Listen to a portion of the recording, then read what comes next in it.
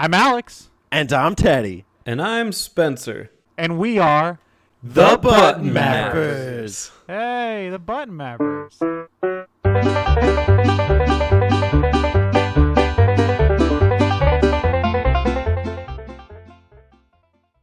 Ow, my neck. Teddy, are you blind?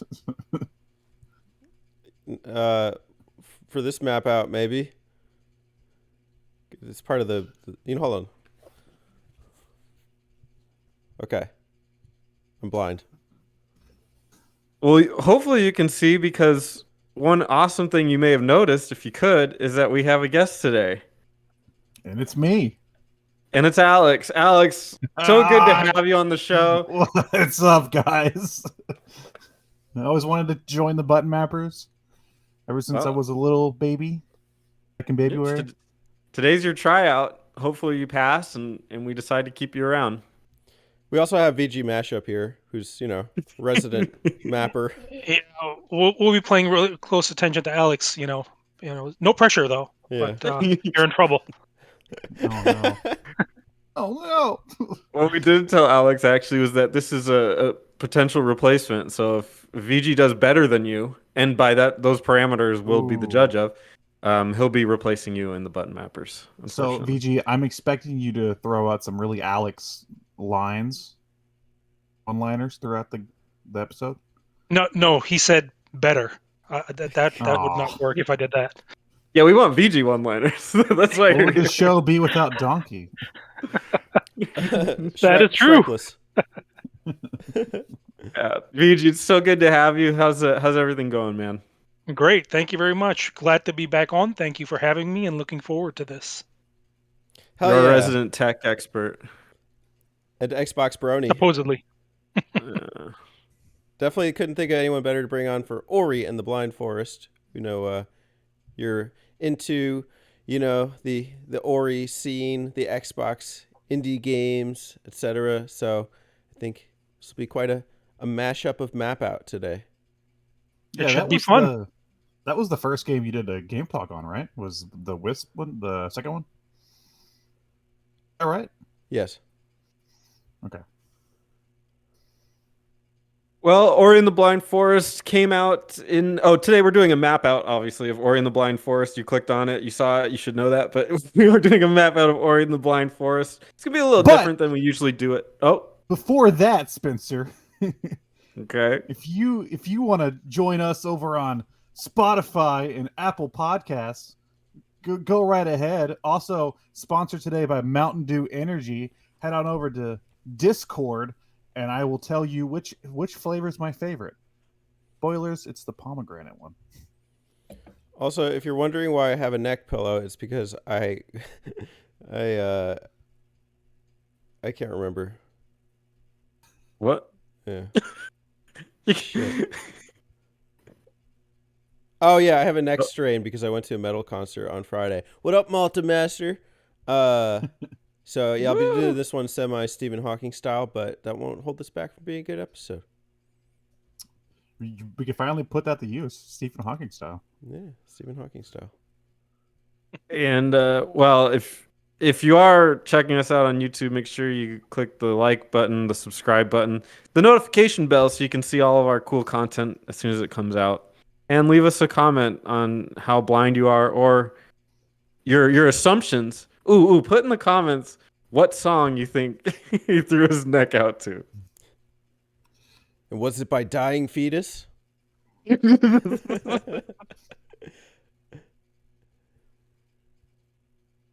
know that. All right. So Ori and the Blind Forest came out in 2015 on March 11th on the Xbox One and the PC. It is a action-adventure platformer according to the wiki, but everyone really knows it as a Metroidvania. It's developed by Moon Studios, and the publisher now is Microsoft Studios. What do you guys remember about when this came out? What were your first impressions? And VG, you're a guest, so you can start out with us. I mean, my first impressions were just how beautiful the game was.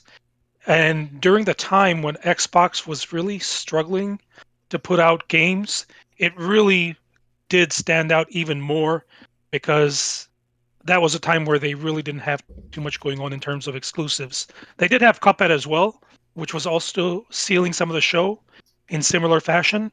But Ori, for Metroidvanias, just how beautiful it looks and how well it plays and how well it was received overall is a standout.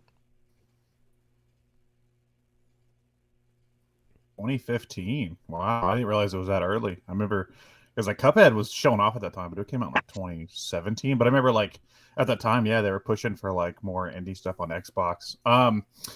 I had heard about this game for a while and people sang its praises, and I didn't really have a way to play it for a bit. And then it came out on Switch in like 2019 or so, and I had a Switch, so I picked it up and I played a little bit, and I enjoyed what I played. In 2015, I was drinking Mountain Dew, playing my GameCube, and I didn't have an Xbox One, so I don't know. I don't know if I was like, I wasn't jealous or anything about like Xbox owners getting to play this. I knew that it was a pretty cool game. It looked awesome. I'd watched the trailer. They used that signature song for the game that you hear throughout the entire game to hype it up. And like I remember seeing like a kind of a montage of like the epic platforming throughout the game. I thought, wow, that does look really good. But am I going to buy an Xbox to play it? No. Eventually it did become multi-platform, but I ended up playing it when you guys got me the Series S for this map out, and I don't regret it. Can you sing the song?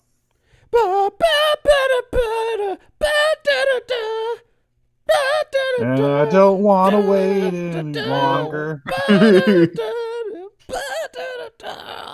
That was my reenactment, the concert on Friday, by the way. Yeah, I know. I was gonna say that sounds more like metal music. Let's go for a hybrid there, you know? Ori in the Blind Forest. Yeah, I beat this game when it first came out. I played it on PC. I always found it interesting that they kept labeling it as an indie game, and I think it really straddles the line between indie game and like AAA, because it's definitely a smaller project, but it was backed always by clearly a lot of money. So I don't know. I thought it was in a way deceiving with that, and in a way trying to get like Xbox trying to give themselves props for something that they clearly more of a budget too. But regardless of that's some different politics. I think it's a great game, and the sequel is even better. And we'll probably weird, isn't it? end up talking about it. Like EA did the same thing where they have like their line of indie games, Unravel and stuff. Yeah, Unravel and with a Fee and whatever Way Out and stuff, where it's like, Yeah, these are indie developers making. I'm like, you're like one of the richest companies in the world. What are you talking about? This is our indie game. We're gonna give it 20 minutes at E3. Yeah, super weird. But yeah, I think it like brought in this weird thing where AAA companies were starting to grasp onto the indie scene and like have their indie games that are not really indie because they're like they're huge publishers. But I always found it kind of interesting. Are you guys ready to start mapping out Ori and the Blind Forest? Put your blindfolds on, guys. We're heading in. Come on. Cane or a stick, whatever. A guy. What is it called? I'm not blind, so I don't use one. The little stick that you use when you're blind. I think that's what it's called. The stick you use when you're blind. Yeah, that's what it is. You could get one of the sight dogs. Yeah, I need a sight dog. Grab your dog treats and chicken wings. Can I get a different animal? That's not a dog. Like a donkey. Yeah, parakeet. a donkey. A donkey. A sight donkey. Dude, if I'm gonna run into something, to shit on my shoe. There is a Shrek play on Netflix. Yeah. What? The musical. Yeah. Yes. Yeah, I've seen it plenty of times. It's funny. Oh, Yeah. Wait, you've seen it? Oh yeah. Oh. I watched 10 minutes. Okay, of it one time. VG, real before we start this map out, I have to know, what are the circumstances of you seeing it the first time, and what are the circumstances of you seeing it many times? Okay, many times is not the greatest of analogies, but the circumstances are just trying to find something to watch, and it looked weird enough and interesting enough. So I was like, all right, let's watch it. Would you say it's And the it new? wasn't. It was. Sorry, go ahead. Yeah, I was gonna say it was. It wasn't bad. It was. It was actually pretty interesting. I would argue, man. I tried. Me and my sister were looking through Netflix one time, and we saw it, and we watched it for 10 minutes. And the moment donkey, like a humanoid-looking donkey, walked up, I about threw up. I was like, "Turn this off." It gets better at minute 12. Whoa. Can you give us a preview of what minute 12 will bring us? The Can you same as minute 1 through 11. No, I'm just Can you kidding. sing one of the songs? Oh, absolutely not. I don't remember anymore. Anyways, the reason I Oh brought it my up is God. because I don't know. Well, I was actually picking the wrong one, but on Netflix, like all the Shrek films are like in the top 10 for some reason. But in the final chapter of Shrek 3, there are dragon donkeys. Anyways, point made. Dronkies. They're called dronkies. Get ready for Shrek Month, guys. Spencer, Fair enough. All right. So today's map out is going to be a little bit different. After playing Ori and the Blind Forest, it doesn't really lend itself to your traditional map out. The areas are pretty samey. So what I wanted to do it in a way that more followed the story, and we could just guide you through the game instead of mapping it out in the traditional sense. So the game starts out more as a narrative, and we're introduced to the concept of the spirit tree, and it's slowly dying, and it takes the forest with it. And there's reasons why, but we'll get into that later. We're introduced to Naru, who is this I don't know how you describe, like a bear or Miyazaki whatever. character. There you go. He's It's got me after Taco Bell. it. It's basically And Alex. she- Yeah. It's Alex, Yeah, and it's Alex finds Ori and takes care of Ori as to she, but I guess Alex's own. Alex, that was very generous of you. Yeah. And I planned on Naru eating it, but it ran away. Naru tries to feed it, and then unfortunately in the process starves to death.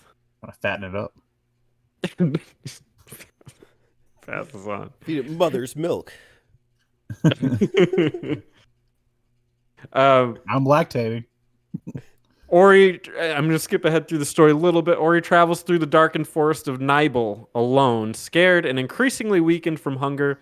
With the last of its strength, Ori crawls onto a log positioned in the foreground of the spirit tree and draws its last breath.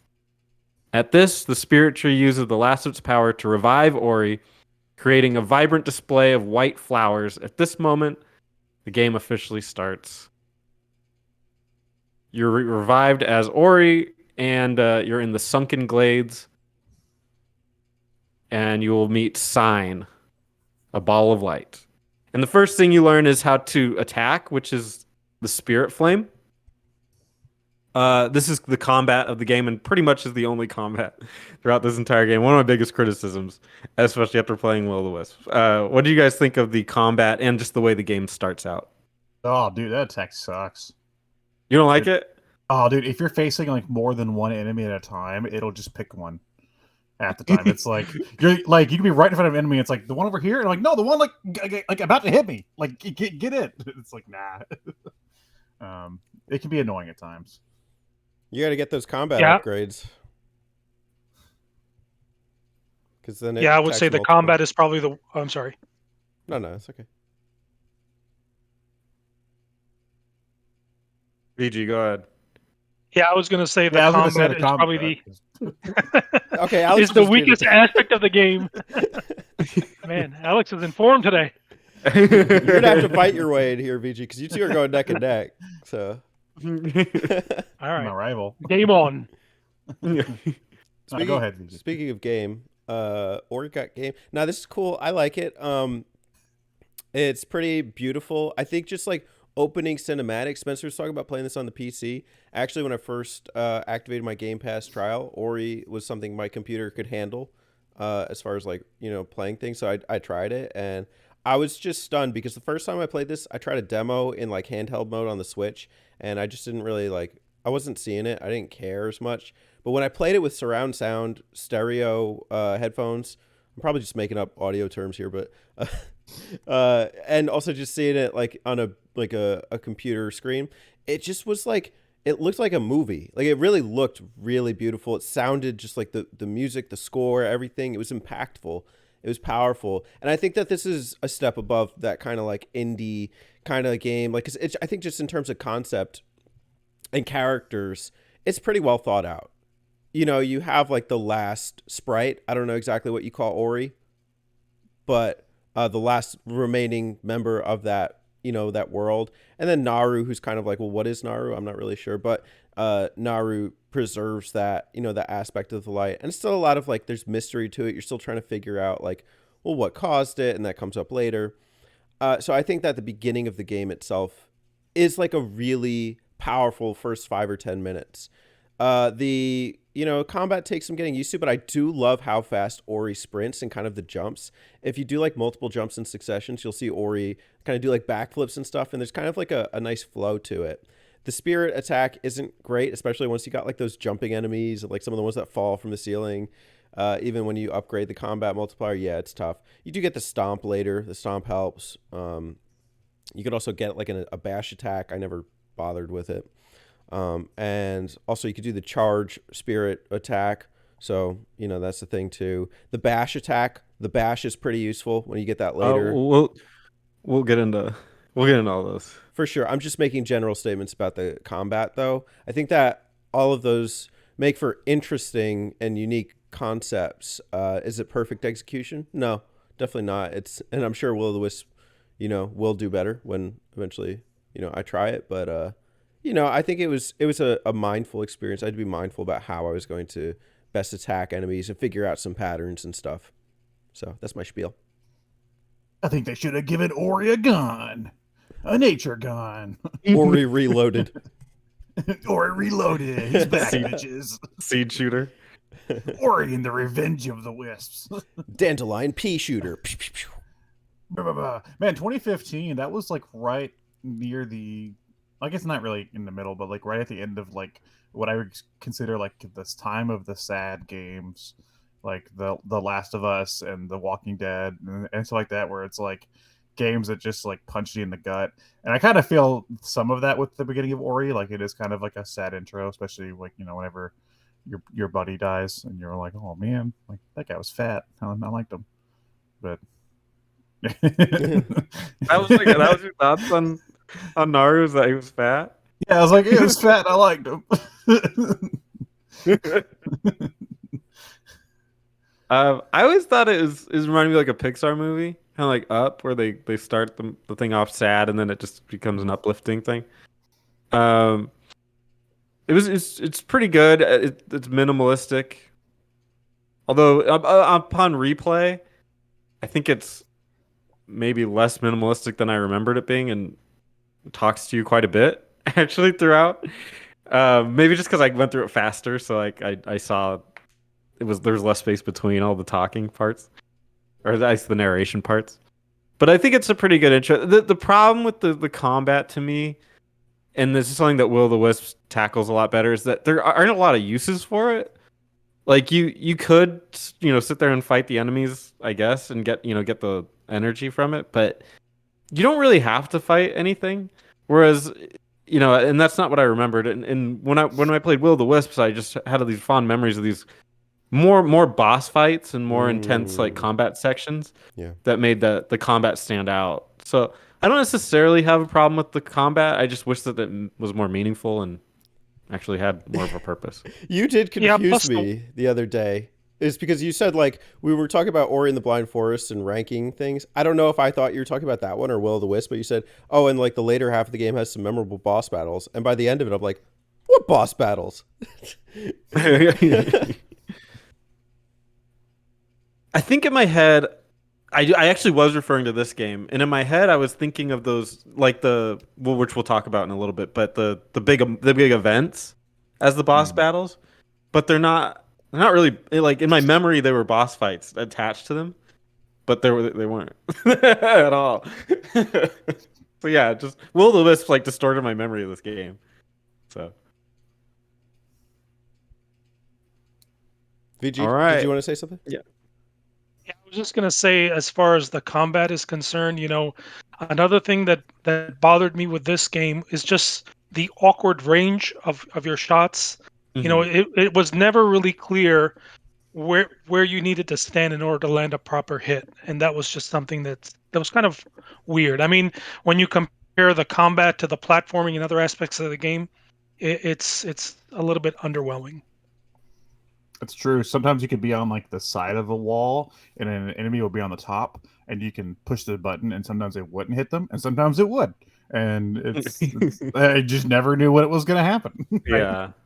It seems clear that they wanted to make combat like a secondary portion of the game, whereas in like a Metroid or a Castlevania, it's much more in the forefront. Yeah. The next big ability we learn is the wall jump, and you learn that in the sunken glades, or you can climb up walls by jumping repeatedly. Uh, it kind of reminds me in a way of like the Metroid, the Samus one that you get to hop up walls. It's easier. It's done all, yeah. So at least in Super Metroid, it was not the friendliest technique. Yeah, Metroid wall jump, you gotta teach yourself, man. Yeah, that feels very, the wall jump feels very standard for these kind of platformers these days. It's rare that I play a platformer like this that doesn't have some sort of a wall jump. And then we get the Charge Flame. It's an offensive skill that damages units within a certain radius. It can also be used to break barriers. We get it in the Hollow Grove. This one, oh yeah, you go first. I never use this as a Same. combat technique. It's what we call circumstantial. Stamps. Get the circumstantial stamp out, Spencer. Oh, circumstantial. Can we put an animation over that? Boom, circumstantial. Yeah, I'll work on that. This is going up tomorrow. There will be no circumstantial animation. Bam, circumstantial. There's another one. Wait, just write it on an index card and then put it on the screen.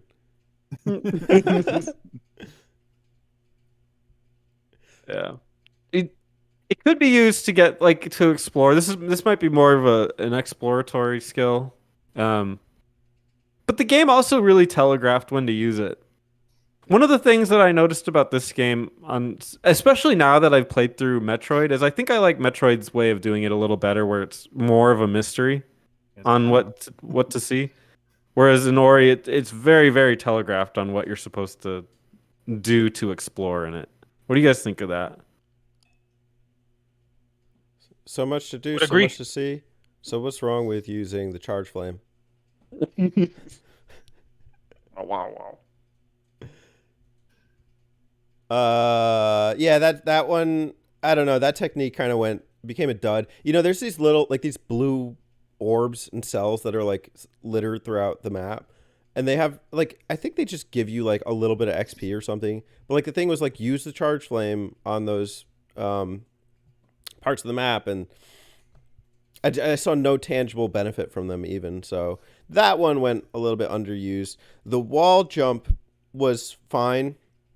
I think it kind of evolved as you get more upgrades later on, like double jump, and I think there was some, feather and stuff.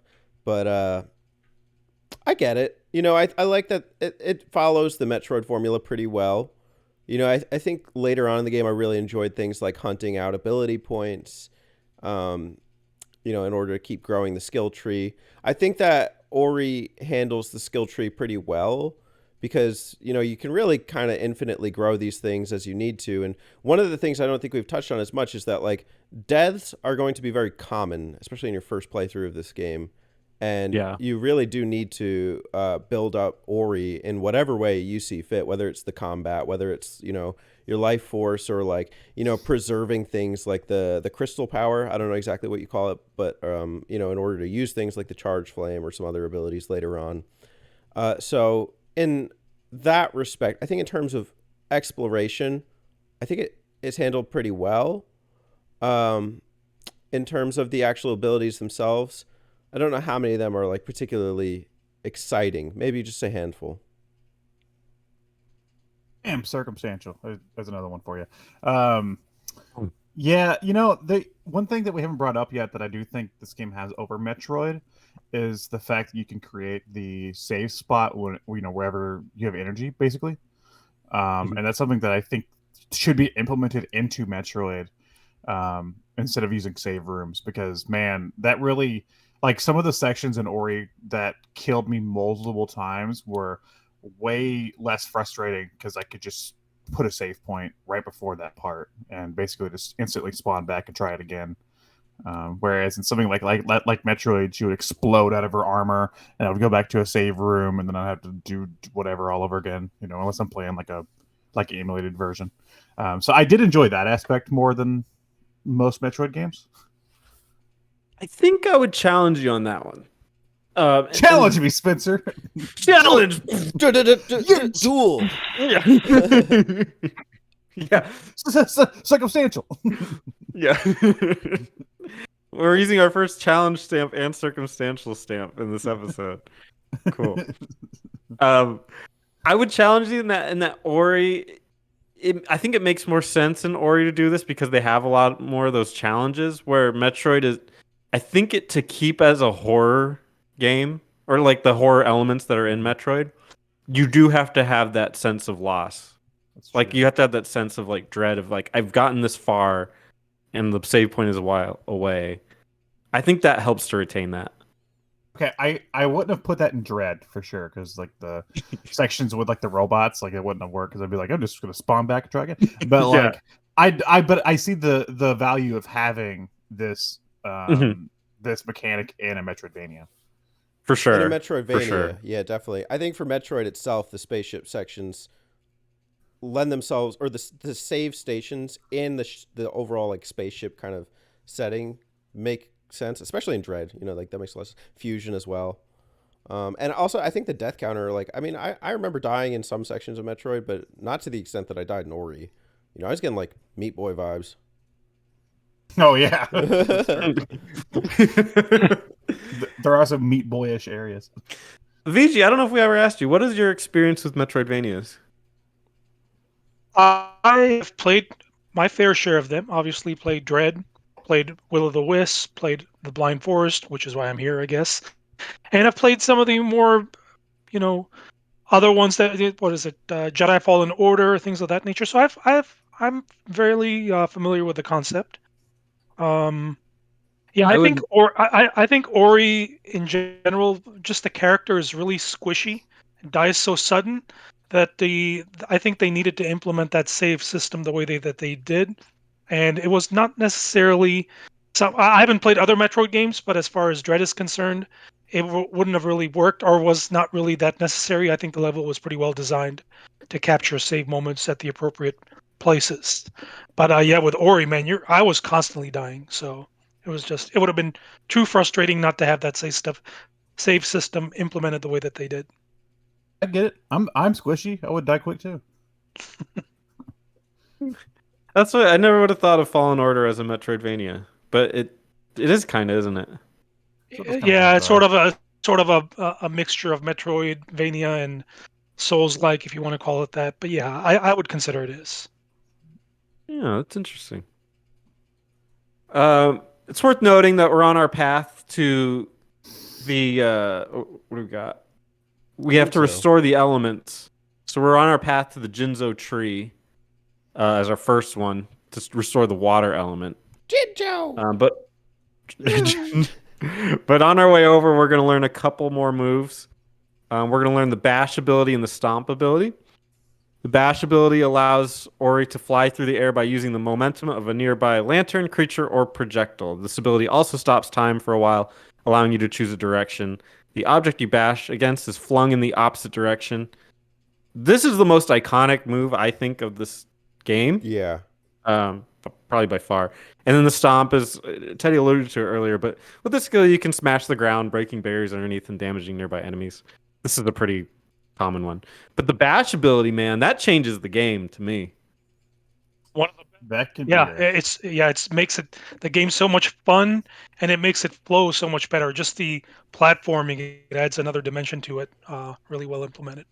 That could be like a game breaking. There's a point later on. Let me know when we get to Misty Woods, because I guess I'm talking about. There's a point later on where the game fucked me over, and I had to use some of the abilities to get out. And that one is one that you can use to break some of the areas, really, to get to places you're not supposed to be yet, if you can time certain things right.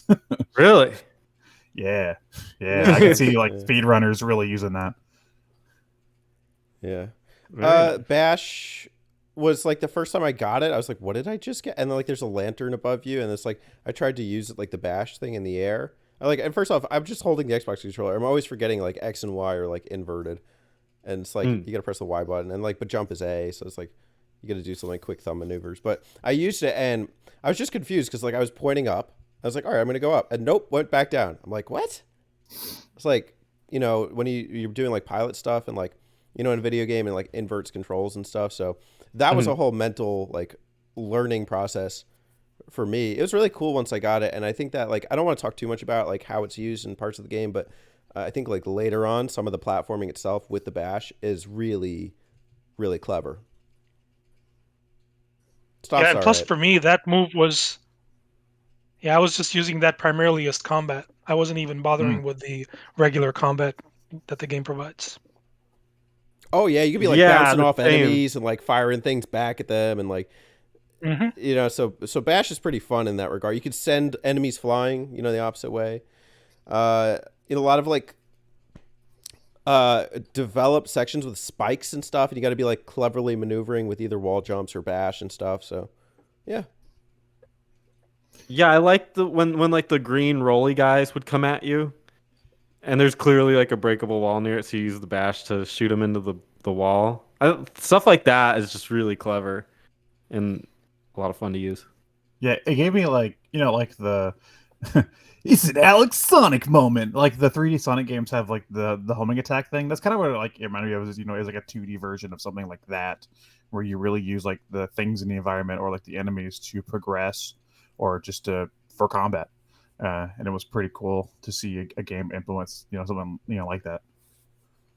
Sonic and the Blind That's Forest. been a Sonic moment. Ori and the Secret Rings. Hey, Ori, let's see this forest. All right. Well, at this point, we'll have reached the Ginzo tree or the Jinzo tree. Jinjo tree. And we're going to restore the element of water. We encounter Gumo, a member of the Gumon race. That's like naming yourself Humo. That'd be amazing. This is Member my of dog, human Doggo. race. Doggo. My dog, Da. My cat, Ka. This is my Grandpapo. Grandpapo, dude. If I ever become a grandpa, I'm like, you're calling me Grandpapo. Your grandpa. What an honor. So I thought that was a very dumb name, but he has embraced the darkness of that has overwhelmed Nigel. Embrace the darkness. Teddy, don't please. No, don't. I know. Don't I join. can't. Teddy will just turn. I'm gonna do this. There you go. Like that, yeah. And he has stolen the water vein from the entrance to the Ginzo tree and leads Ori and Sign to his hideout within the Moon Grotto. He attempts to trap Ori with the rock slide, but becomes pinned by a boulder. Ori frees him, a kind act that changes Gumo's heart. He returns the water vein to Ori, who then gains access to the Ginzo tree. What are you guys' memories of old Gumo? Dude, the combination of words you just said reminds me of like when I was like a kid and I was like, Mom, I got this thing in a game. I'm like telling her shit she just doesn't understand. That's like what you just said. You like the Gumo tree and the Gis guy and the water spirit. And I'm just like, what are you talking about? Gumo just saved me. Who's Gumo? He's a Gumon. Why do you? What? He stole the water vein. Just like makes you keep losing context, so you keep getting further. You're like, what? From the Ginzo tree. Ma, I need to restore light to the Ginzo tree. Otherwise, the Ori race will become extinct. BG, do you ever experience these conversations? All the time. No. He's a smart man. Playing this I- clever. Yeah. That character actually reminded me a little bit of the was that the Lord of the Rings character who's always after the ring? He sort of had that similar vibe. I don't remember his name, but Smeagol. my precious, Well, Smeagol, yeah. Yeah. Voldemort? No, it wasn't Voldemort. I don't know Lord of the Rings. Different I'm just gonna franchise, throw yeah, out different Harry Potter franchise. characters. Alex, you're not supposed to say his name. He's he who must not be Who's the named. house elf? Dobby? Tobias. Yeah, something like that. No. Yeah, he kind of represents like what happens to people when things go bad. Ooh, And real his deep. he just he lets it affect him Nah, and just takes the negativity. Spencer, that's the Chrono Trigger dude. The blue one. Blue Blue dude in the training room. In the blue antechamber of time. You know, that's like the Blue? back room. In the DS version and stuff. Okay. There's like a blue dude. He's like a circle. The new? I'm blue. Yeah, maybe. Oh, he's die. also in like 2300 AD. Yeah, he was like a robot. Yeah, that's him. It was good. Okay, yeah, he does Spencer. kind of look like new. Yeah. Would you say what happened to this guy is it was because of the circumstances he was in? What happened to him? Could I I feel like there's a stamp coming. could I throw on circumstantial? We need a cool like guitar riff to go with that. Consider it circumcised. Oh. But yeah, he's the thing that you can change. So just like the environment, he can be changed with the kind act, which is a really like a Pixar message to send out. Sweet guy. This leads to one of the more memorable parts of the game where you have to escape, and because water is now flowing, and you have to escape it. So this would be your first big escape scene, which is what I was talking about with boss fights for some reason. I don't know. That's what boss fight meant. We're to me. talking about the Ginzo tree? Yeah. Okay. Yeah, Ginzo tree is pretty chill. I think that when you're going through it, it's like it's your first time entering kind of like a dungeon, quote unquote. You have to like even press up on the thumbstick to go in, which is different because you're on a 2D overworld, so it's like you're actually entering a different part of the map. There are two like toxic parts of the Ginzo tree that are like infected, and so you go like both parts of the tree to like tackle the infections. And there's some interesting platforming that like puts your bash ability to test, I think, and maybe some other stuff too. And so like it's pretty refreshing, which we'll get to with the water in a minute. But also like on the overworld, there's like poison water that you can't touch, otherwise you'll die. So like this whole purpose of this is to like cleanse the Ginzo tree of the poison. And like I think it's like super like it's intuitive, and I think it makes you work for it. And then like the second that you restore the Ginzo tree, you think all is good, all is chill, and then the water starts rising, the music intensifies, and you're like, wait, what?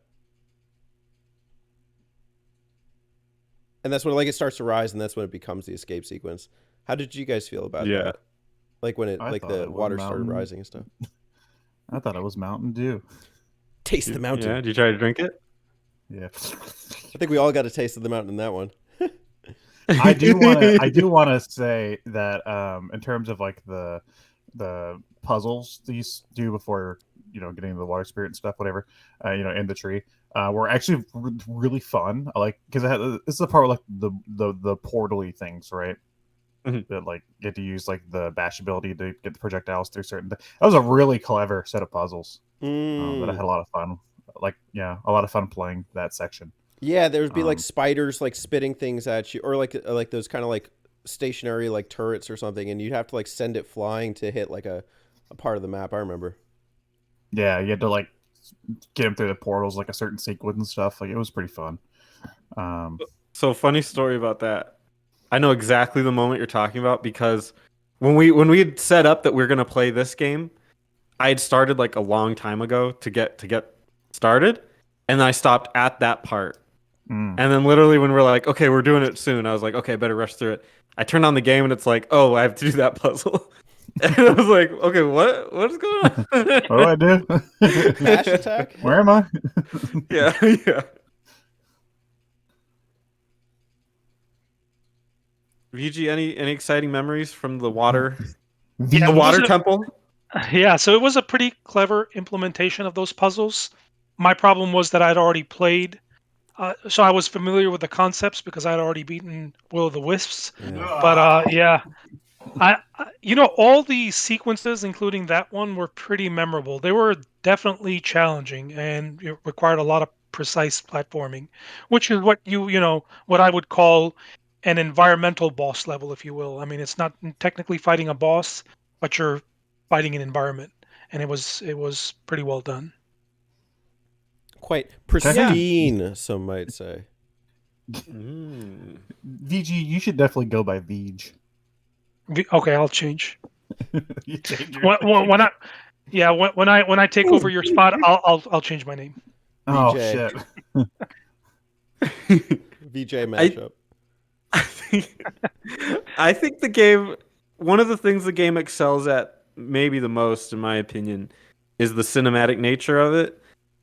And I think in these moments, it really shines through just how much they were able to like make these moments intense. And yeah, it was hard.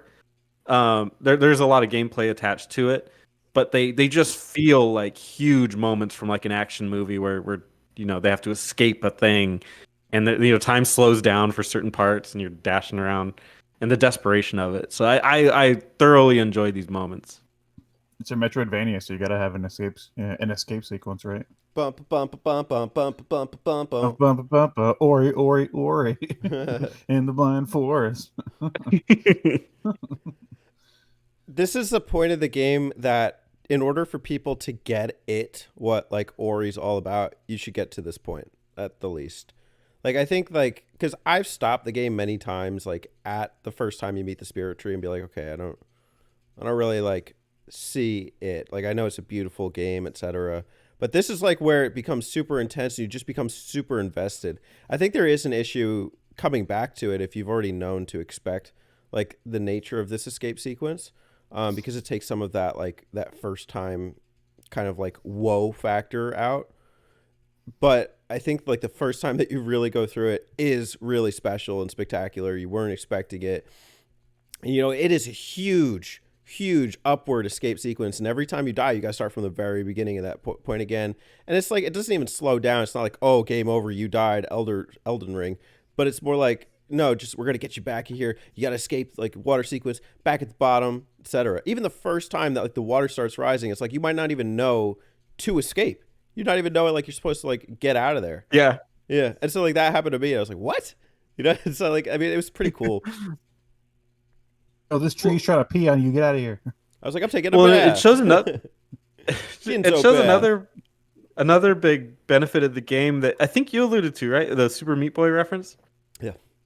Is that it did feel like that because there aren't really loading times. Like in a lot of games like this, there's like these horrible loading times every time you die, and it's like, okay, you died. Let's load up everything, and you got to sit and watch like a screen. Screen or something. Yeah. Did you know? Push double jump to hit or make Ori go double jump or something. Yeah. Did you know the water in here will kill you?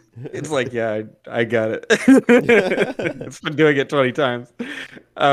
But yeah, there's no load screen, so it makes it a lot more seamless. So even though, yeah, you die and it might suck to get towards the end and die, at least it's not like what just shoves you right back into the action. So pretty impressive they were able to do that. Anything left with the water? Yeah, I was just gonna say that this is after you've completed this, you kind of understand the core design of what Ori has to offer. The overworld where you're doing a little bit of a combination of exploration, gaining some abilities, then the dungeon part where it's primarily puzzle solving, and certain combat aspects maybe, but not really. And then the third part is the escape sequence, which is pretty much the trend that follows throughout all the levels. It's a good point.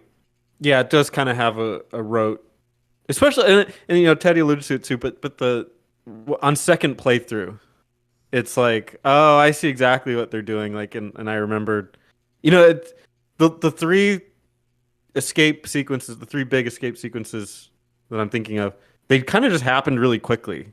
And like Teddy said, there's like a first half of the game where it's just exploration, and you're kind of like, okay, I guess it's kind of like a Metroidvania Light almost. And then it's like, oh, and then now there's dungeons, and that's like almost the second half of the game where it's like, oh, okay, these are the challenge points that I have to complete. That's what I'm kind of building up to, and that's a good point. I never looked at it, but on second playthrough, that's exactly what it feels like. Yeah. So once we escape the Ginzo tree, our next target is the Forlorn Ruins, but we run into the main, I guess, antagonist kind of the game, which is why am I not Kuro. Right? Kuro. Yeah. And Kuro is like a huge bird, and she seems like she's always super pissed. Big bird. Yeah.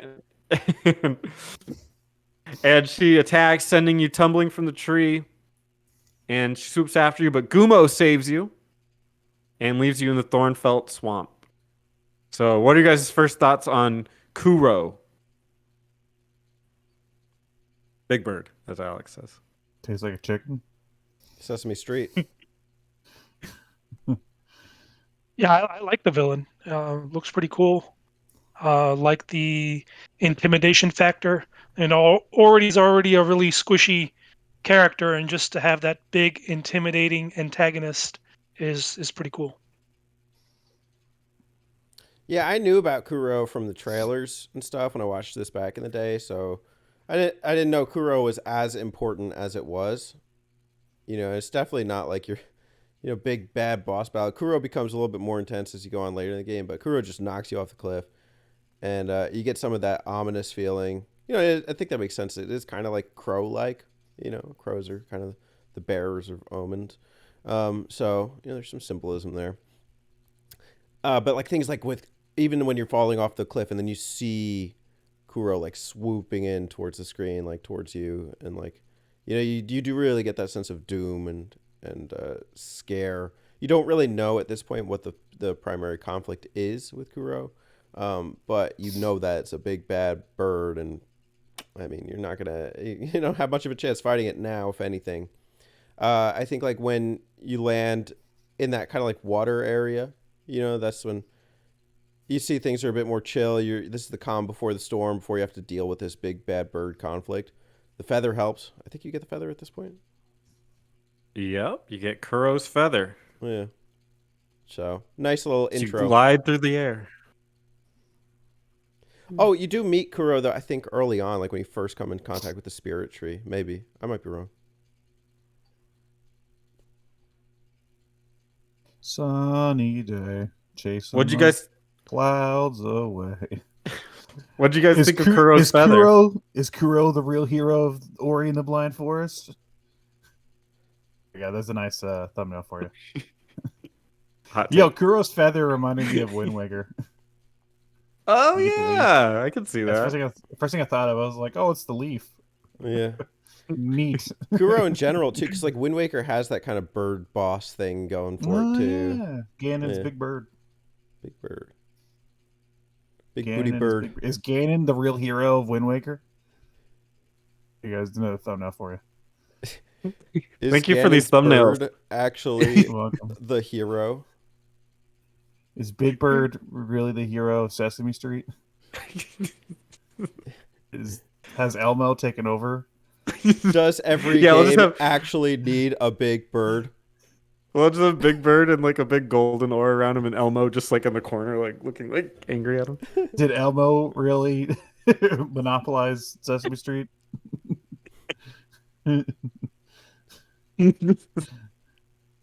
It's time for Sesame Street theories with Alex. Snuffleupagus is the best character, guys. Sesame Street. I'm just kidding. I don't know. Feather, yeah, the feather's cool. And we do pick it up on the way to Misty Woods. So, Alex, can you please share us your Misty Oh, Woods adventure? no. Do you want my Misty Woods adventure? You're gonna get it. Here we go. So, Misty Woods is an area where you have to collect a few different. We haven't talked about it, but there's some areas we get to collect like these keys to open doors, like these key fragment things. And there's a few different ones in Misty Woods. I think there's like 2 sets you get to get in that area or something. And one of the last sets, something weird about Misty Woods is that whenever you do certain things, it seems like the environment kind of changes around you in some ways. It's kind of weird how like it kind of distorts and shifts and stuff, and it looks kind of neat, like honestly. But one of the last sets of keys I had to get, I think it was just the second set. I got them all, but the problem was that I went to the wrong area. I didn't remember where the door was, so I was trying to like adventure around trying to figure out where this door was that I needed to open. And I went back into this room. I don't know if you guys remember. There's a room that has on each side. There's 2 tentacles that fire projectiles, and then there's like lanterns, and then like a whole bed of spikes. And there's nothing in the room except for a key fragment and like a power up orb and stuff. And then to get out, you have to go up and jump up this wall of spikes and jump back and forth. Well, when I got down there for the second time, the wall of spikes had shifted over, and I couldn't wall jump out. I was stuck. I was just, if I tried to wall jump out, I would just fucking die immediately. And I was stuck in that room. The game soft locked, and I couldn't get out of the room. I had to. There's enemies that crawl. I had to use the dash, the bash thing on an enemy in a way to where I could like shimmy my way up, and then kind of like use the whatever it's called, the fucking the attack button to get the environment just to move just enough out of the way so I could hit the wall and get out. The game like locked, and I was stuck there for like 2 hours. And Wow. it was fucking ridiculous. I was like, oh my god, like I can't believe this that actually happened to me, but it was stupid. Pro gamer Alex beat a soft lock. Good for you. Yeah, well, like I had put because like I thought like okay, like I thought it was blocking my way out. I was so my gamer brain was like, okay, clearly there's something in here I need to do, and there wasn't. I looked it up and there wasn't. But I had put a saves point down in that room, so I couldn't like spawn out or anything. So I was like, I'm gonna have to find a way out of here, or I'll have to start over. That's all I can do. So. That's crazy. Good on you, man. I don't know. I would have had. I don't know. I probably just thrown my Switch at the wall or something. Well, I just wanted to say, like, tell you that story because for one, it's interesting. Also, I didn't finish. I got to the last area and stopped halfway through. So, but I want to blame that because I lost time. I lost a lot of time because of that.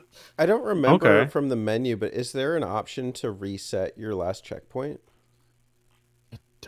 Is there? There might be. If there is one, I never used it. That would have Hold been on, good to know. I have my Switch right here. I'm gonna check it for a second. Okay. While he's doing that, VG, any thoughts on Kuro's feather, or the coming climb ability to just hang out on walls? Yeah, the climb ability was useful, but the Kuro's feather at times it was fun, but a lot of times it was also very because of the tight maneuvering that you had to do. It just kind of broke the flow of moving around, and actually its sequel did this too, not in this particular instance, but I'm just saying, when a game is free flowing, moving fast, all of a sudden you have a sort of move that comes along, it kind of slows the pace down, throws a little bit of a damper, but it was still a fine experience. Still enjoyed it. I think the glide ability really, you really see the benefits of it when they start messing with air flow, which we're going to get to in a little bit. But that's when I think the concept really took off. Because at first it was like, oh, okay, it could just help me reach further places. It would have been harder to jump to. Like, okay, whatever. But once they introduced the airflow, it made a lot more sense. Yeah, I'm talking about the gliding, and when you're going around maneuvering, trying to get those fragments, across all these spiky areas that you constantly need to sort of like a balloon up and down. It was interesting. All right, big reveal. No, there is no reload. So I was trapped. Oh, look. Okay, so I just wanted to make sure, Alex, you had 2 abilities towards the end that were not unlocked. I had the same thing. I beat Yeah, the game, but I was I'm just at the curious. last area. I'm at Mount Horror or whatever, and I have 5 hours and 55 minutes. And Oh, okay. I That's I was weird. playing some this morning, but I got sick the last couple of days, so I didn't play a lot. So that's it's whatever. But yeah, I missed two. So I was wondering if I just missed two abilities, or like I just hadn't gotten them yet, or No, something. I think those are in the skill tree. One is there's a bash attack that you can unlock on the right, and then the other I'm not sure. Okay, didn't know that. No, so I was actually soft locked. I have the skill thing open though. I'll tell you guys. Well, there's two. There's two that I think are in the new area. It's Light Burst and Dash. They're Yeah. both found in the Blackroot burrows. Okay. Okay, so I'm wrong. Which is not part of the original game. Is that Right, right. I'm pretty Oh, sure. that's what I was curious That's about. the Okay. definitive stuff then. Yeah, Mhm. that's the newer Oh. content that I do. we've. I do. Oh, Sorry, go ahead. go ahead. No, you I go was ahead. just gonna make the pronouncement that we're talking about the original game. We're not talking about definitive content. So just I do plan FYI to on the doing audience. all that stuff though. Like because I'm this far, and I might as well just finish it. So I do plan on playing more off of outside of the map out. Climb is okay. I think at that point you could mostly like wall jump up a wall anyway. I mean, climb came in handy a couple times, but like I think I think it gets expedites used. I think it gets used best in conjunction with a newer thing that we'll get later. That's for sure. Yeah. Yeah, once Came in that one, it handy. makes more sense then. Yeah. It came in handy with my soft lock. Tell you that much, because I had to latch onto the wall in order to use the attack move to nudge the spikes over, so I can get out. So it's a slightly better wall jump and also good for soft lock. Good for soft lock. All right. All right, here we go. So the next thing we're gonna do is find the Gumon seal and unlock the Forlorn Ruins and free the element of wind. Am I doing that thing again, Alex? Yeah. What? Goru ruins the what? The element of what? Seals. The element Seals of wind. Wait, the Gorons. What are you talking I think about? I prefer the elephant of wind. The elephant of wind and the Gomaru ruins. Yep. Now, after finding the Gumon seal, Ori and Sign unlock the Forlorn Ruins, with Gumo following close behind. They find that all the Gumon who lived there froze following Nibel's decay, leaving Yeah, Gumo exactly, as the yeah. last of his race. Yeah. Oh, is this the one where it's like you walk on walls and stuff and like kind of inverts the room?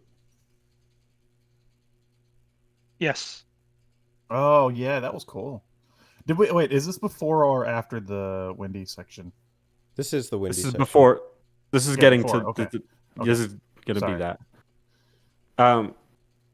Though heartbroken, Gumo is inspired by Ori and Sign's vow to restore the element of wind in memory of the Gumon.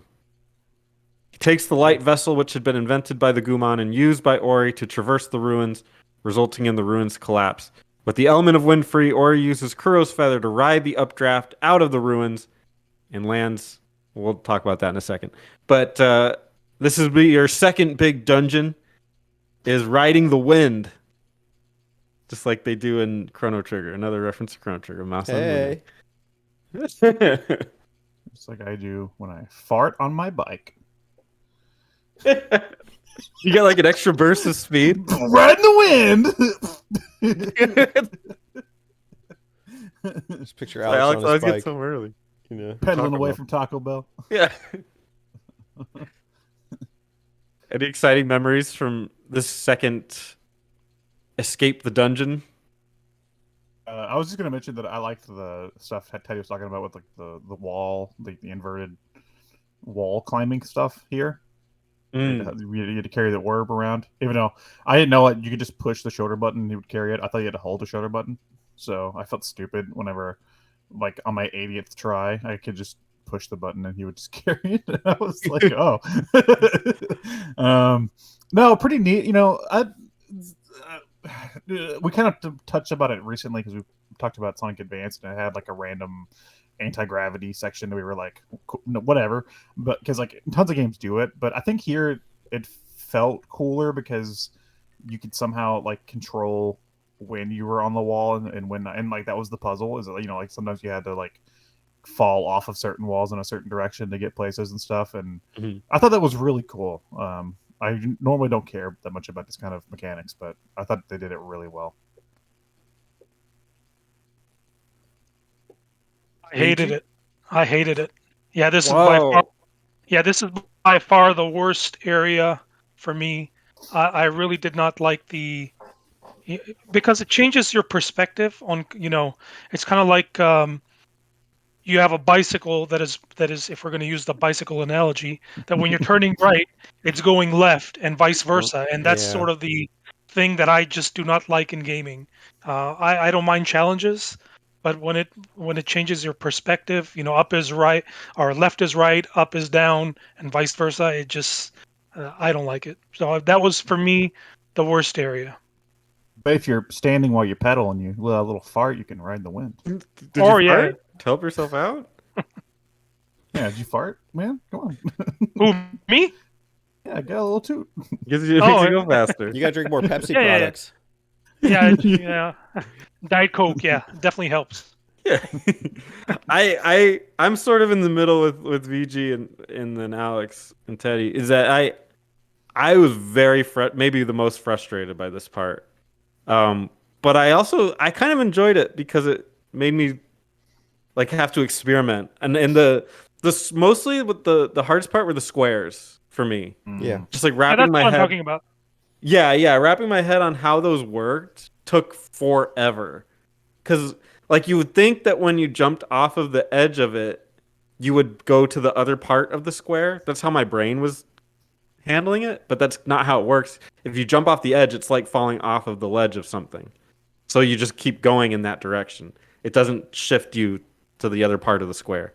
So that part was tricky, for sure. Yeah. Well, just a reminder that I had just gotten out of softlock jail. And I'm pretty good at these kind of metro invading games. So I think right now I'm in the last area like 5 hours 55 minutes, but it'd be like probably like 4 hours, and so it'd be like good hour shaved off there if I didn't get stuck in softlock jail. So at this point, when I got to this area and I was doing this stuff, I was just so happy to be out of that hole. And you thought you liked Misty from the Pokemon series. Well, think again. Misty's got woods. Well, this area does make up for one thing. We'll get to that later. Like that is the aspect of the area that I did not like at all. Well, what made up for it? The end, the escape sequence. I thought it was really well done. Before we get there, I kind of like I was in the middle because I think like it's a mind fuck. Like thinking like, okay, you're pushing left, but you're going up, and then the wall's still turning, so you're still pushing left even though you're going right. So you have to like adjust your mind with what you see on screen versus like the original starting direction. And then the squares did fuck with my head, like I probably died a bunch of times just trying to figure it out. I think if I did like a second playthrough of this, I'd probably cut my deaths either in half or like 75%. I had like almost 300 by the end. But I think it was really rewarding once I figured it out. I was like, oh, if I jump off of this edge of the rotating square, I'm going to land somewhere else. And so like it messed with the gravity of the situation too. You'd have to know you would fall to a certain square or something.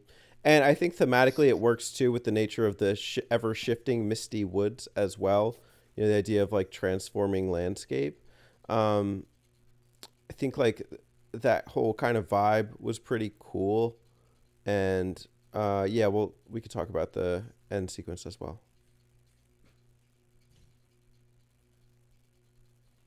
All right.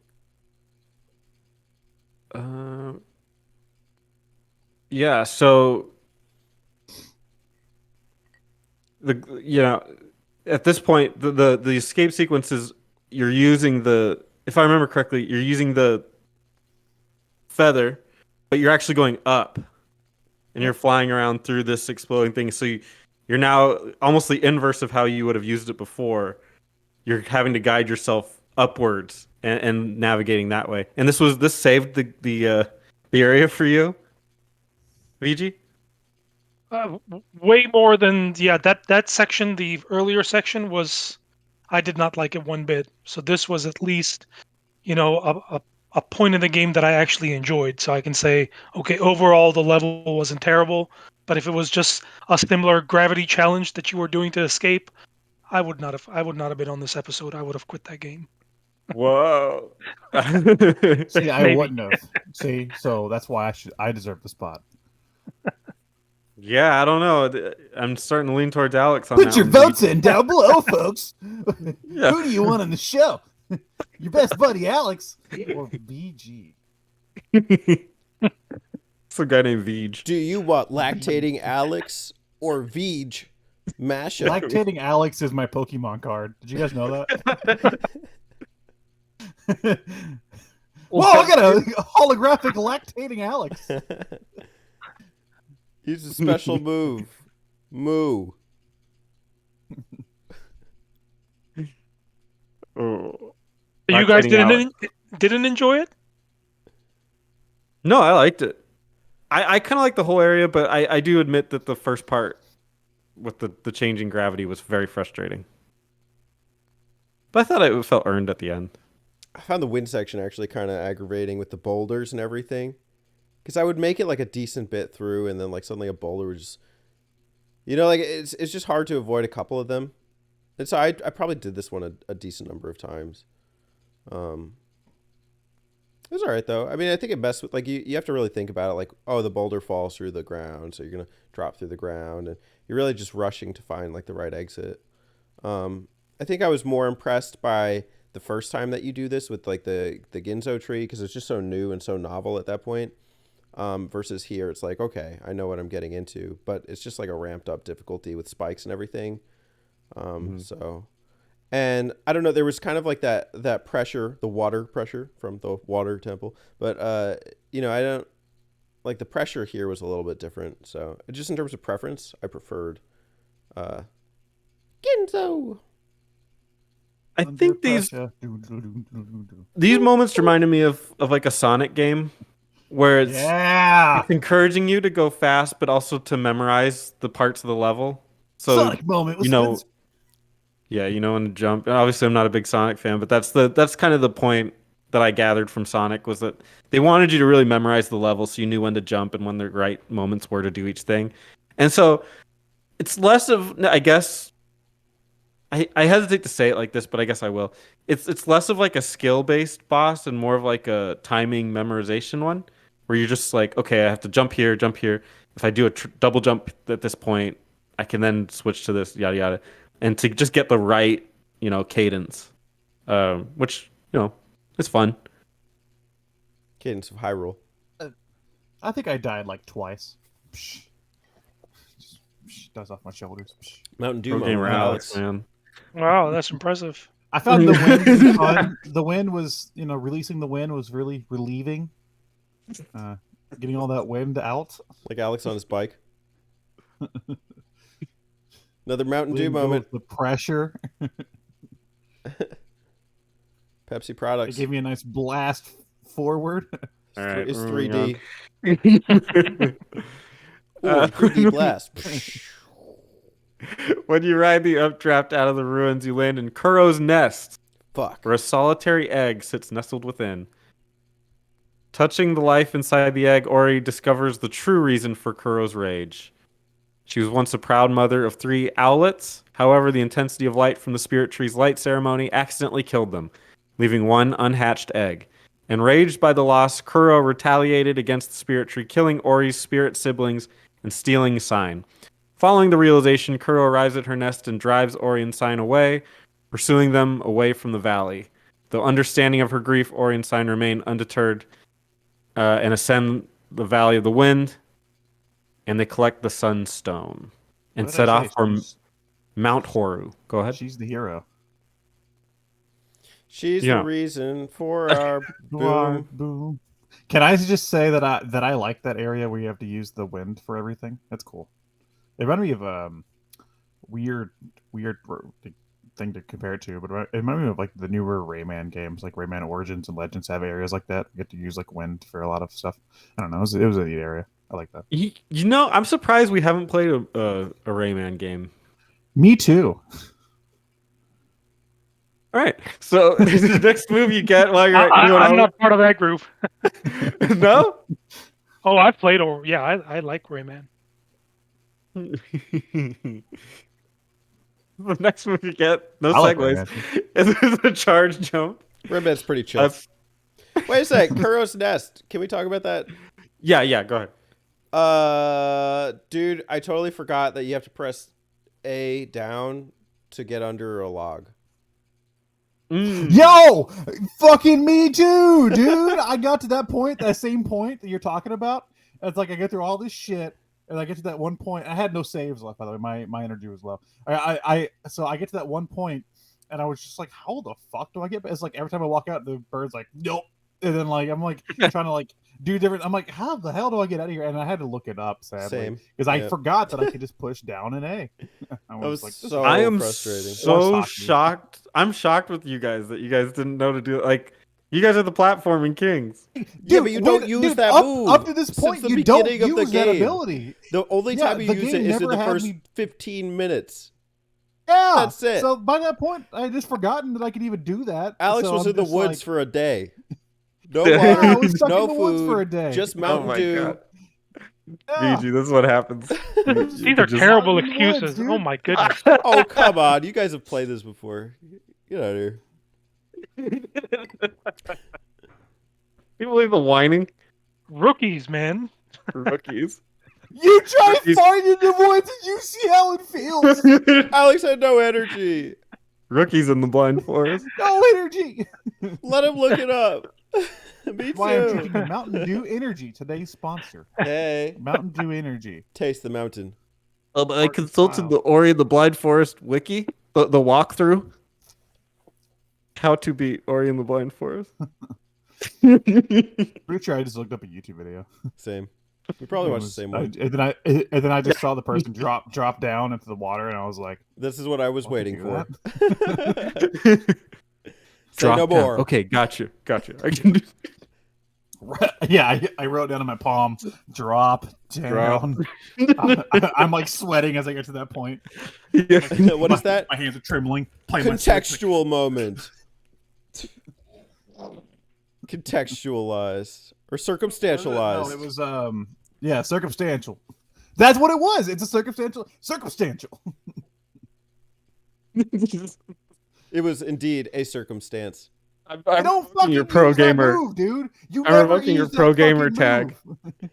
You never use that move. Hey guys, You're no circumstantial longer- gamer here. Spencer, let me tell you about circumstantial moments in Ori. Alex is I no won't. longer pro gamer Alex. Come on. He's walkthrough looker upper Alex. I'm fart gamer, Alex. Ride the wind. That's my motto on my life. Right in the wind. Ride the wind, baby. Ride the wind since 2015.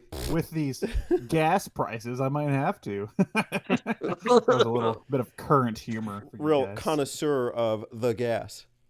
Topical. Good circumstantial.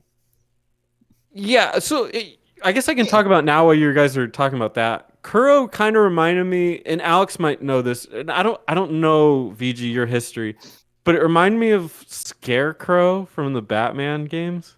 Like the Arkham, just like hide Yeah. behind shit.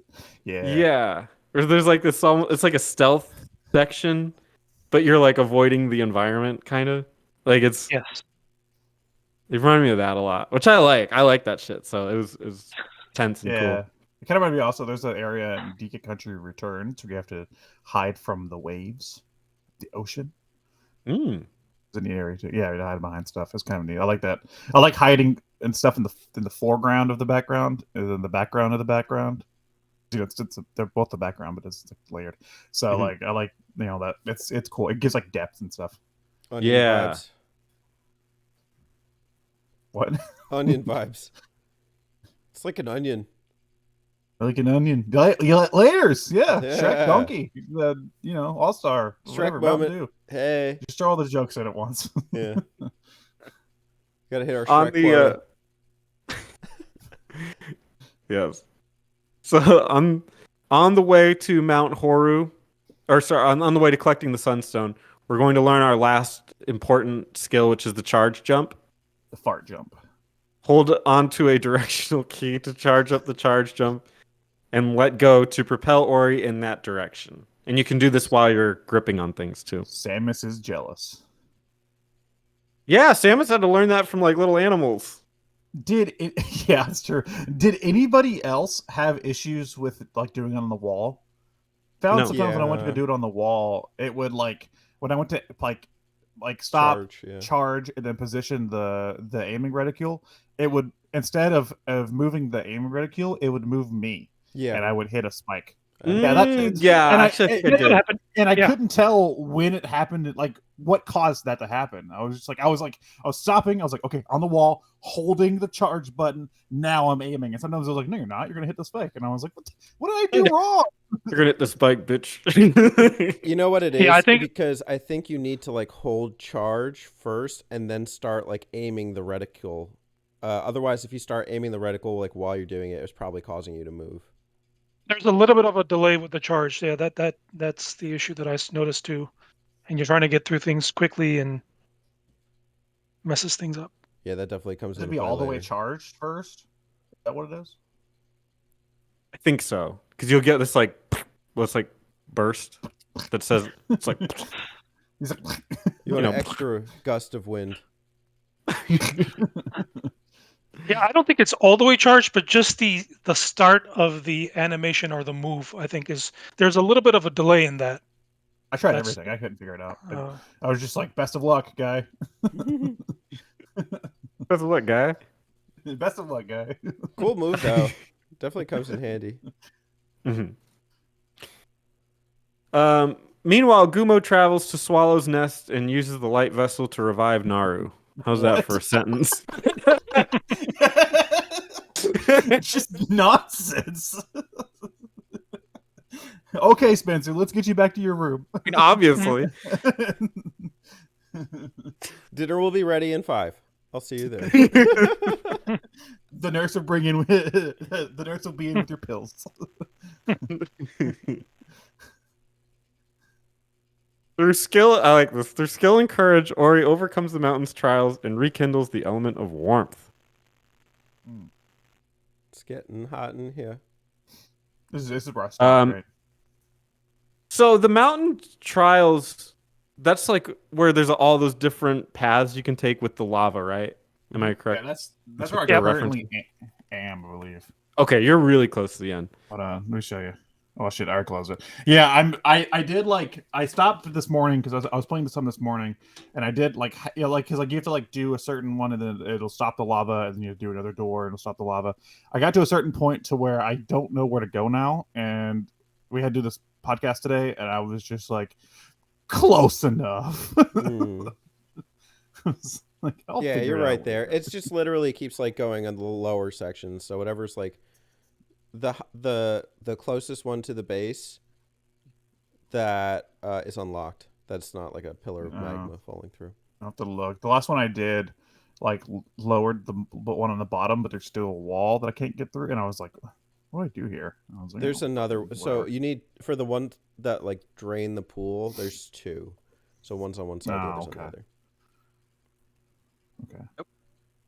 And that, I mean, yeah, that Teddy just described how this whole area works. So you just start at the top and then work your way down.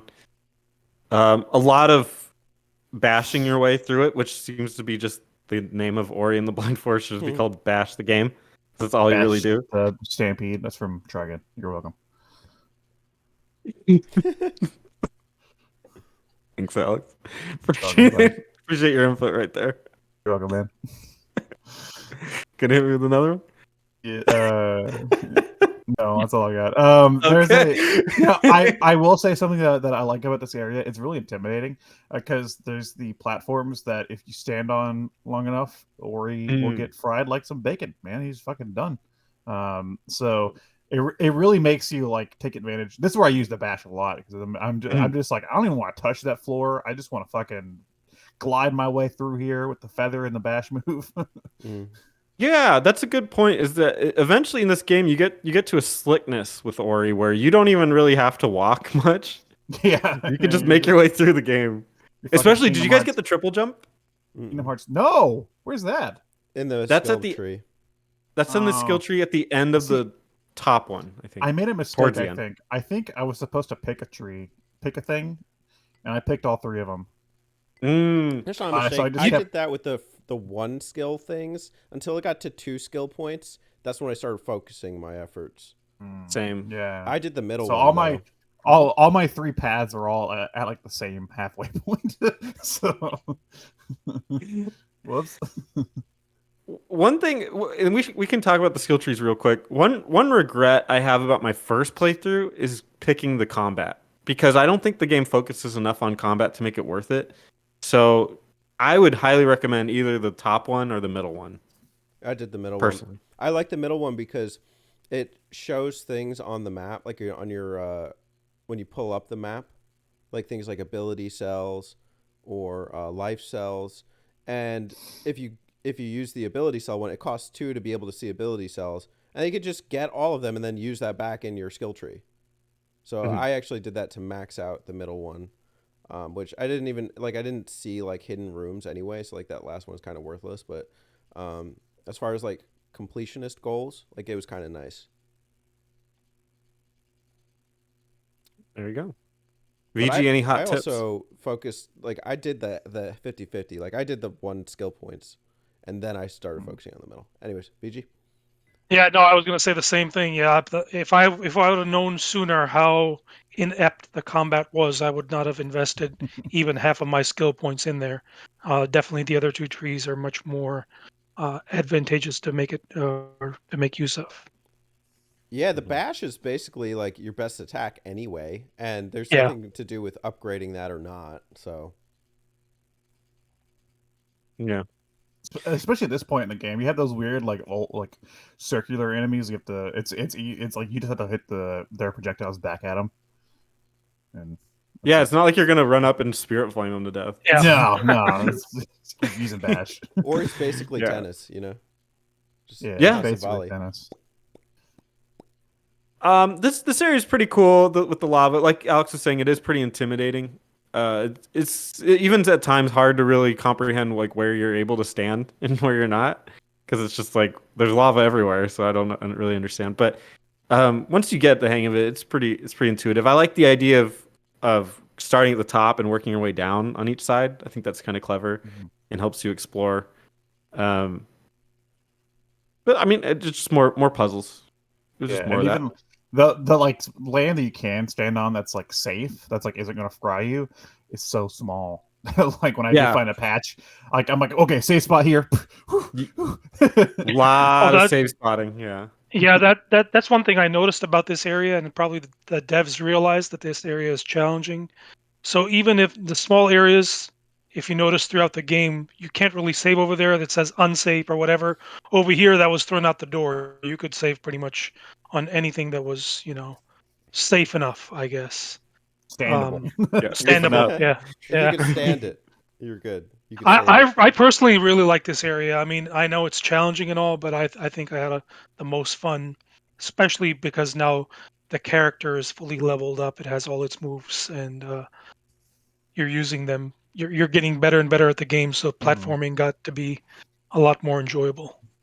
Oh man, that's something that like I was talking to our good buddy Brian over at I Got Kings because he likes this game too, and I was kind of cluing him into us playing it, and he was talking about it too, and I kind of agree with what he was saying to me was that like at the beginning of the game, the platforming you're like, yes, all right, like yeah, it's good, but like at this point in the game, after you get all the upgrades, you're just like a fucking like god. You're just like, Yeah. I don't need the floor. It's so fun to like platform at that point because Ori's moveset just opens up. so Oh much. yeah, double jump, Kuro's feather, bash, bash again. You know those like lava spitting guys? Like they're just like spheres in the middle of like the map. I don't know, like in midair, and they spew fire at you. You just like bounce off a bunch of them like to be able to get places. So that's when like the bash combos are pretty rad. Also, I had Yeah. to like I completely forgot. Like, I understood that I got charge jump and like what it was, but I just forgot like how to use it as I was coming in here. So I kept like just trying to fly place and be like, where am I supposed to go? There's like lava barriers on both sides. There's something up here, and bashing is not getting me up there. And so it really does put your ability comprehension to the test. Push it to the limit. I'm not headbanging. Well, eventually you rekindle the element of warmth. I didn't. You put on a blanket. Actually, so three of us rekindled the element of warmth. Terry, please leave your comments in the comment section below. I'm still playing. Hey, Terry. I got sick. But before you have a chance to celebrate, and spoilers for Alex, you'll be all right. Kuro appears and pursues you through the mountain in a final race. You just As make some Horu's shit up. flames- I don't believe you. As I'd be like, Horu's flames begin to ignite Nibel's forest. So this is like the last escape sequence where the whole area is burning and Kuro is again like so basically as you're escaping, it's the added thing where you can't be in a certain part of the environment too long, or else Horu will also come and kill you too. So it's almost like you're getting it from the left to right escape scene, and also timed in each section as well. It's pretty intense. Yeah, Alex, you were right. Spencer's lying. It's actually a foot race with Gumo. Yeah, it's a sack race, right? You guys are in potato sacks. Yeah, it's like a Yeah, and I'm throwing turtle shells at him. playing tug of war. You know, it's like Naru's on the other side. Like, hey, bud. You know? It's not my version. I thought it was both, Ori and Kuro sitting up on top of the tree and having tea because they were friends again. I don't know what game you guys were playing. That's the definitive edition. Well, that's like okay. the Mario Party tug of war game where like you have to rotate the stick really fast in the palm of your hand. Can I see your guys' palms? I want to make sure that tore up. Okay, well that's not it then. Clearly, because your palms are intact. My neck isn't though. So Do you have to? Oh. What really happened to Teddy's neck? I played Ori and the Blind Forest, ROM hack edition. You have to swing your neck in a circular motion in 30 RPMs in order to beat the final boss. Teased and Crumpet. You're playing the Connect version. Yeah. Unfortunately, I got disconnected, but That's a really good pun. Thank you. We award you 1 gold star, Teddy. Gotta put it right up on the board for you. Circumstantialized. VG, any exciting memories from this final chase scene? I liked it. The memories it was an appropriate final moment, done once again pretty well. The overall, Mount Horu and the chase sequence, everything about that I really enjoyed in the game, especially after that, whatever the ruins place, the initial part. This was way better done, at least in my opinion, and probably the highlight of the game for me.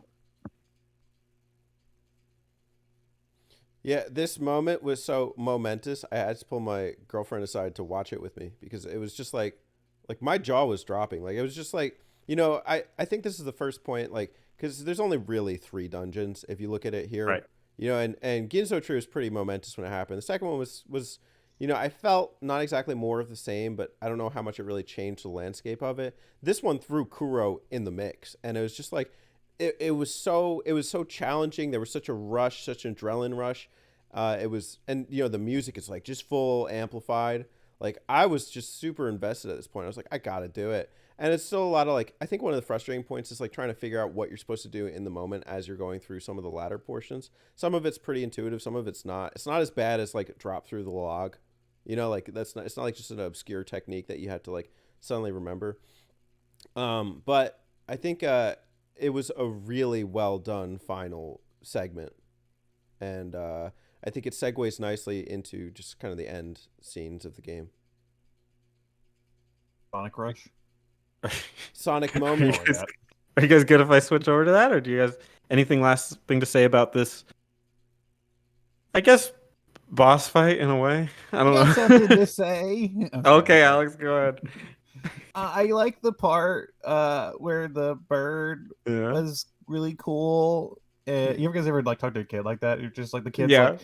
like the kid's like I like the bird that it had the wings in the air. That was cool, bird. Yeah. Tell me I, if- I have like 40 cousins. So yes, I've heard this many times. Did you know that the bird had feathers? Tell He me was about the blue. mountain and why it has a lot of dew. The final boss The- section, Mount Dew. Mount Dew. Did you know that the beak is on the face? It was a bird and it had wings and But the and but the wings were the wings were really like it had wings that were really big. they're like too big, but it could still fly. Fine. The quality of it- this podcast has just gone down tremendously. I just want you guys to know that. Then the bird flew. It flapped its wings. It went really high. Let me know when you're done. I'm gonna go blind myself. Is that like, dude, I would love to have to do an episode, but have it hosted by kids instead of us. Kids, Like month. halfway through, just like sub in some kids. Like, you guys finish the podcast. Go get some hot wings. Yeah, we're gonna go eat hot wings. Okay, so as soon as that's all done, Fortnite edition. By the way. Ori and Sign barely managed to escape, with Sign imploring Ori to continue to revive the spirit tree as their final goal. Sign Before they can make it to the tree.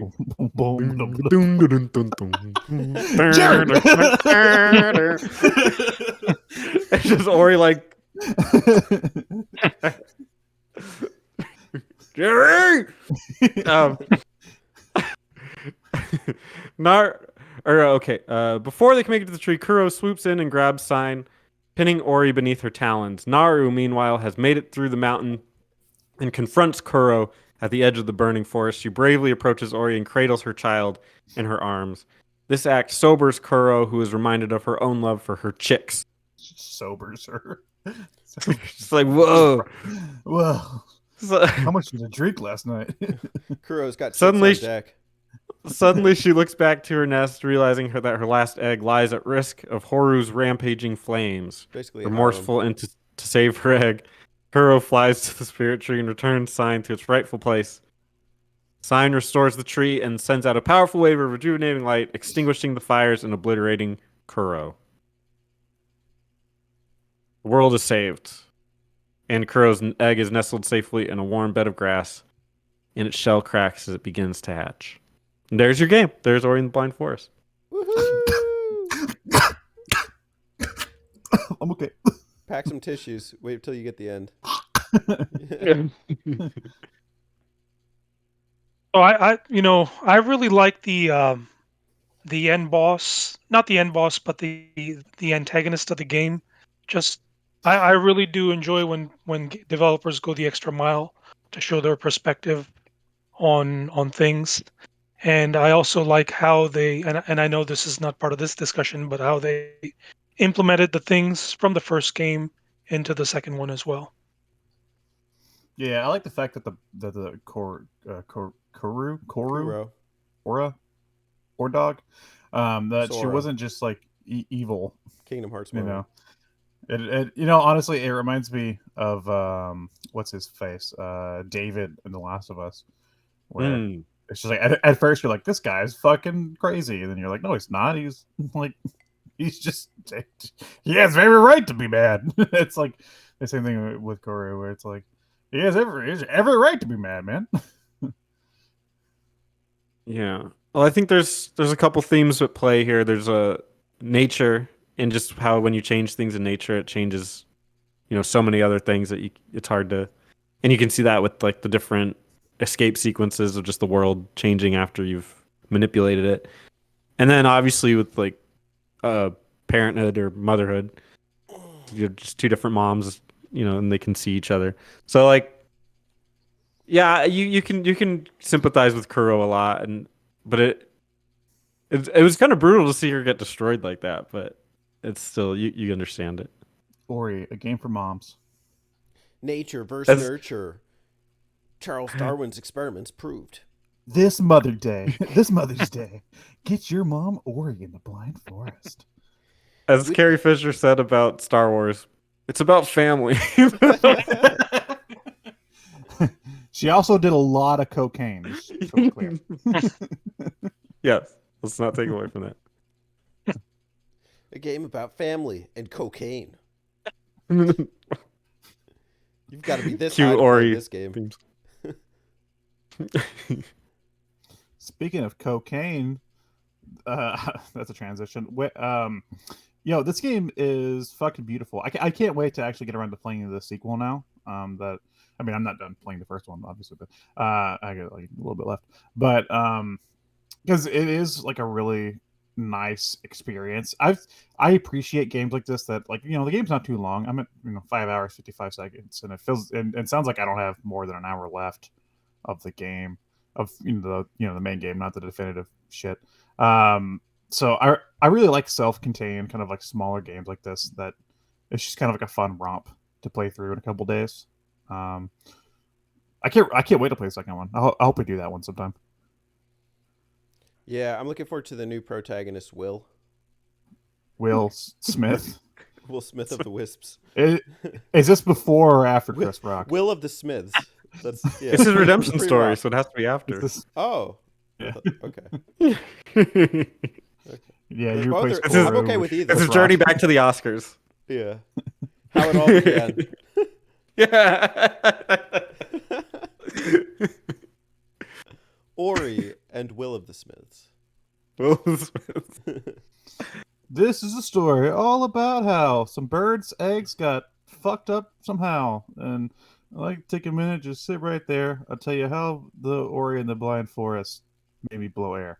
Dun, dun, dun, dun, dun, dun, dun, I dun, dun. pulled up to a nest with a couple of eggs and I shone my light and I was like, yo, I'm cooking. Fuck it. I just wanted some breakfast and then I pissed off this bird in her nest. What's your next? What? I can't do any. I can't handle. Come on, that. do it. Come on. Ori. It's the first word. What's that? What's the first word? Ori. Well, it has to be your ending word.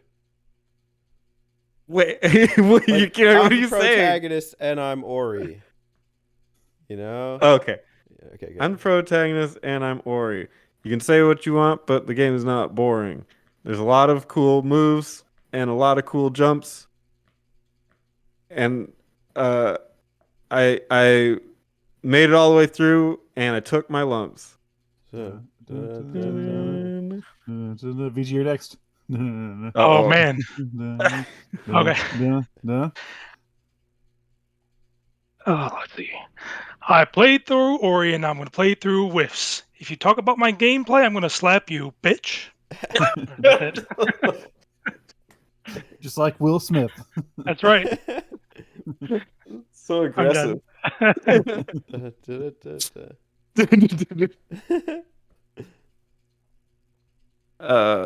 Teddy, VG, any final thoughts?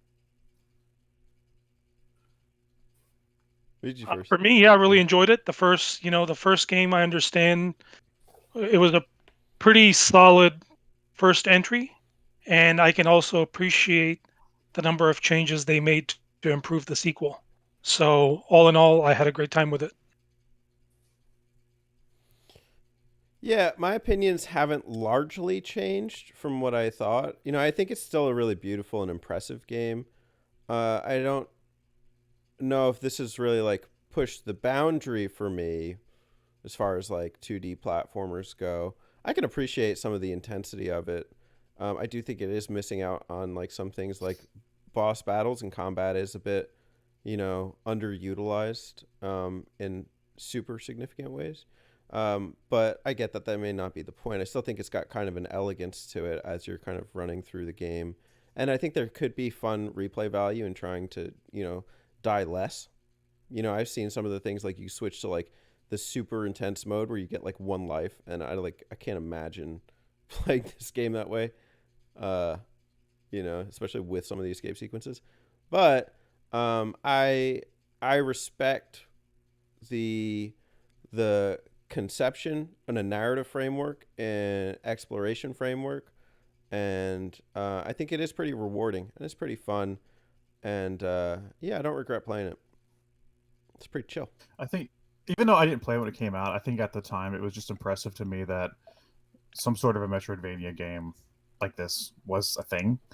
And so I kind of had, I didn't beat it till, well, I haven't, but I haven't played most of the game till now, but I did play a little bit of it. But I think in my mind's eye, I thought that the game was more of a Metroidvania than it actually is. And I want to see how the sequel holds as a Metroidvania, but I think in terms of just ranking it as a Metroidvania, I think other games like Hollow Knight or maybe Guacamelee and stuff do Metroidvania a little bit better than this title. But I don't want that to deter from the fact that it's still a fantastic platformer. Yeah, I would say that Hollow Knight is a different game, though. I mean, this game focuses primarily on platforming. Hollow Knight is a lot of combat. Souls. So it's Dark Souls 2D. I'm actually down to play Hollow Knight. Bug Souls. Oh, you haven't played Hollow Knight? I've dabbled in it, but never had a reason to go too far. Oh man, So I would like to jump in there. Really, it's also a really pretty game. Yeah, it's very well made.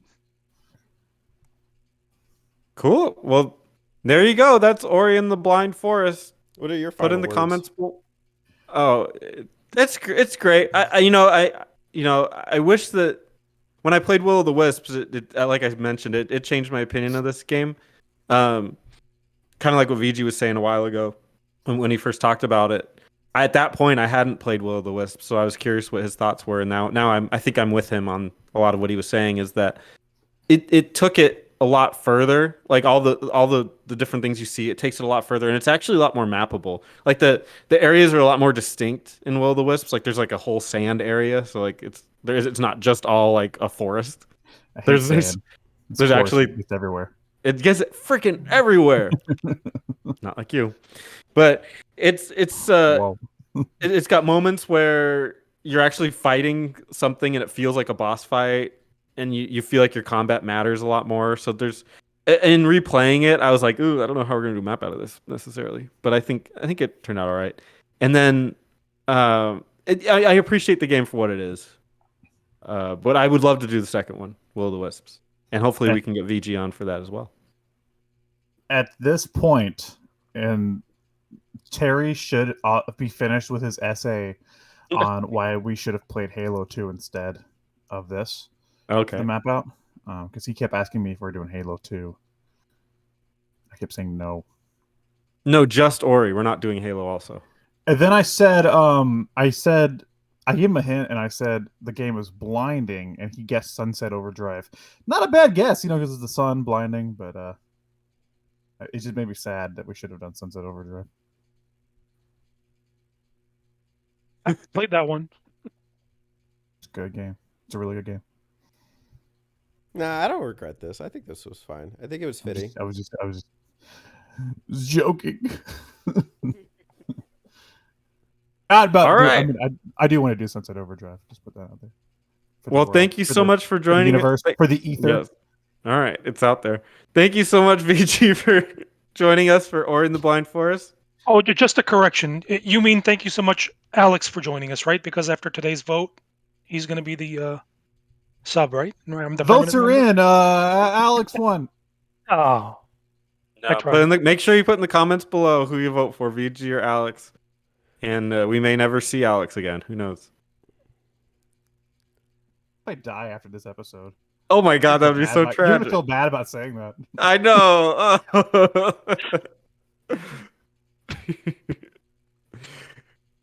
Anyway, let's take a turn. I'm done. This is between you two. Thank you, everybody. Have a great day. Happy Xbox month. Bye. I love you. Hey y'all, don't forget to subscribe to them Button Mappers.